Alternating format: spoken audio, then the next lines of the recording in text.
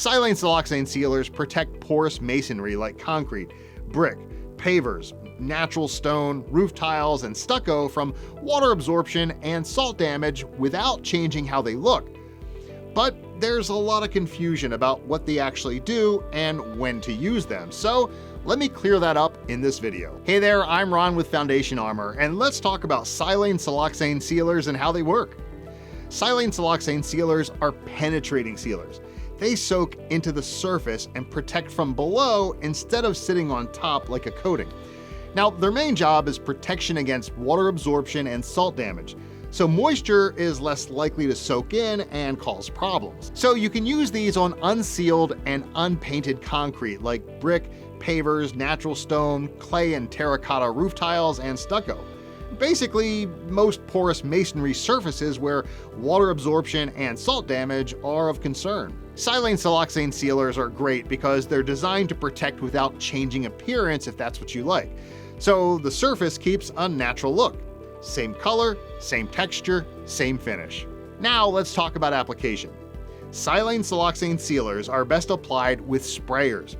For water-based versions, any standard garden pump sprayer works, but for our solvent-based versions like the SX5000, you'll need an acetone-resistant pump sprayer. And we make a solvent-resistant sprayer designed just for this, and I put a link down in the description. Also, keep a push broom handy when you apply it. If the sealer starts to pool or puddle in places, you can disperse it with the broom before it dries. Now let's talk longevity. One of the benefits of high-quality silane-siloxane sealers is long product life. Our SX5000 and SX5000WB last about 7 to 10 years. Now, when you're resealing down the road, here's what matters most. Silane-siloxane sealers should be applied to unsealed surfaces. Now, you can reseal a surface that was previously sealed with a silane-siloxane years earlier, but the surface must be able to accept water so that new coat can fully penetrate. And that's why testing absorbency before resealing is strongly recommended. If the surface is still repelling water in certain areas, well, penetration can be limited. In those situations, a solvent-based silane-siloxane penetrates more easily. And remember, always test before you commit to a full application. Now, here's what silane-siloxane sealers don't do, and this catches people off guard. First, they don't prevent staining. You see, these sealers are designed strictly for protection against water absorption and salt damage. They're breathable and non-cross-linked, meaning their individual molecules aren't chemically bonded to one another. That breathability is a big advantage, but because they work entirely below the surface and don't leave a visible film to protect the surface, well, they don't protect against staining, so keep that in mind. Also, silane-siloxane sealers don't change surface traction. Because they don't leave a film or coating on the surface won't become any more or less slippery after a proper application. And you can't add a non-slip additive into a silane-siloxane because there's no film to support it. But breathability is actually one of the biggest benefits here.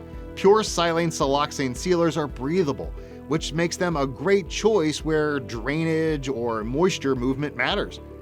Pavers installed over a concrete slab, surfaces in areas with high ground moisture, or anywhere you need moisture to escape instead of getting trapped. Okay, last thing.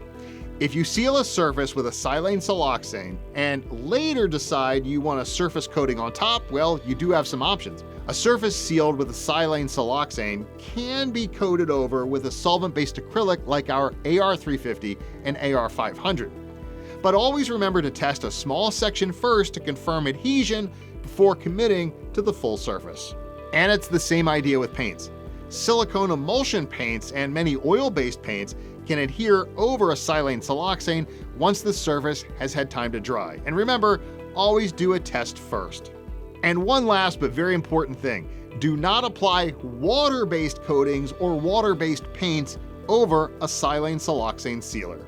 All right, now a quick note on preparation. On unsealed absorbent surfaces, prep is usually just cleaning. Pressure wash the surface and let it dry for at least 24 to 48 hours, then apply the sealer. So after all that, here's the quick version. Silane-siloxane sealers penetrate and protect against water absorption and salt damage.